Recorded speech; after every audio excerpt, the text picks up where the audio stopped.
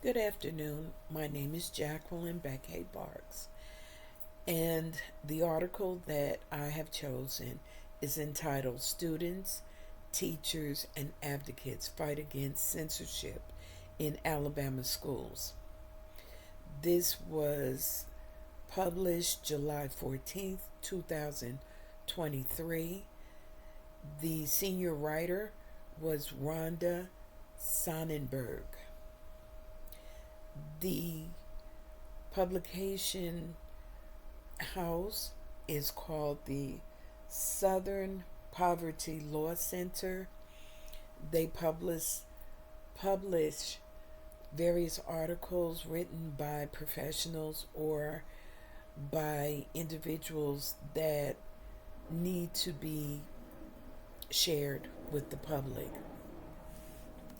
This article it mentioned, and it was about um, a school called Hillcrest High School in Tuscaloosa, Alabama. The primary person that reported this and sat with the writer was Jemiah Brown and 30 other black students. They were planning their um, Black History program, and really what happened was censorship stepped in. The program was to open with several performances portraying enslaved people in shackles, rags, um, doing their typical chores, singing spirituals, and also moving to segregation, the colored only fountains, and of course the iconic individuals Martin Luther King, um, the March on Washington, the Black Panthers. They were moving along with showing how um, police brutality was in effect and poverty. School officials stopped it, and this is exactly what was said by the assistant principal on the topic of slavery. Said it makes many people uncomfortable and that the Black Panther selection has traumatized her. Instead, perform happy songs by Beyonce or the Jackson 5. Wow. Well, in response to that, on February the 8th, this senior, Miss Brown, led a walkout of more than 200 black students and some fellow students that were not African American. Their performance, their ideology was shared by Africanic Hispanics, Africanic Caribbeans, and some white children. This censorship that took place in Tuscaloosa is not an isolating incident. Many schools, state schools, have been sanctioned to whitewash black history and this culture. This article stood out to me because of the use of um, the state will end up shooting itself in the foot by trying to keep diverse concepts out of state funded and higher education. Kay Ivey endorsed this, and she condemned the use of the woke concept. Now, this article also introduces a legislation that has been put forth It's called HB7. Now, when we go over to our goals,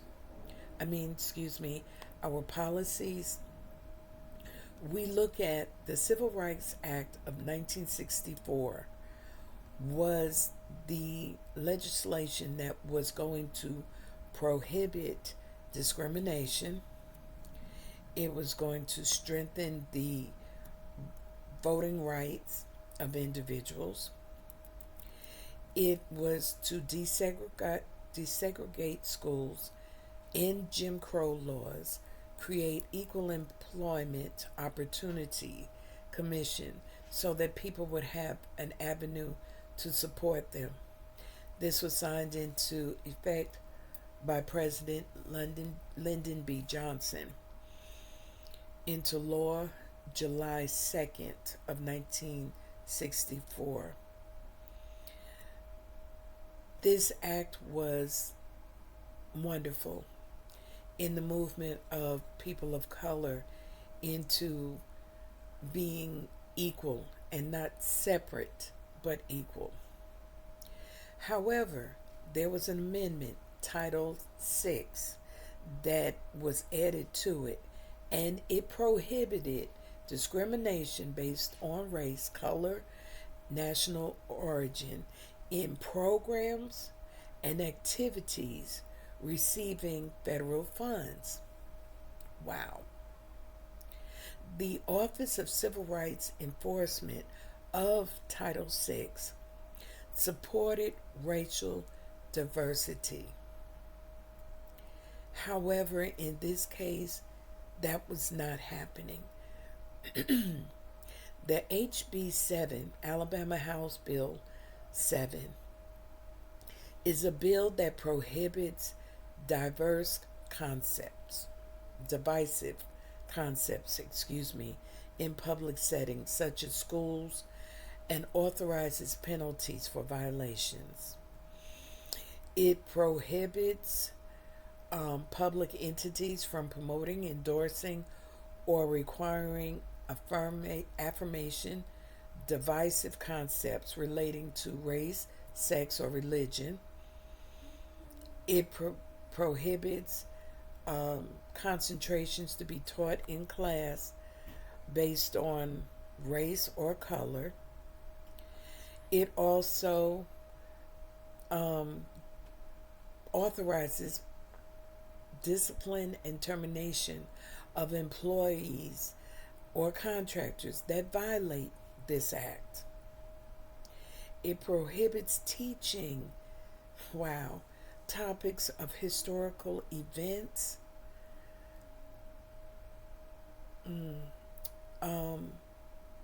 that are accurate in history. It further puts a fastener on the First Amendment Act by censoring what can be said and what cannot be said. This act shall become effective on the first day of the third month following its passage and approval by Governor Ivey. It has passed the House of Representatives. It did not pass the Senate. When we talk about the legislative of the Discrimination Act of 64, its strengths was that it gave people of color freedoms and that we already deserved, but it stopped the separate but not equal, and it placed us together and on an equal plane. The weakness of that particular legislation was that it did not cover our right to our ethnicity, our culture, and the freedoms of teaching true historical events. That is why HB 7 was introduced, because of that weakness. However, for change recommendations, I find that the Senate did the right thing by stopping HB 7.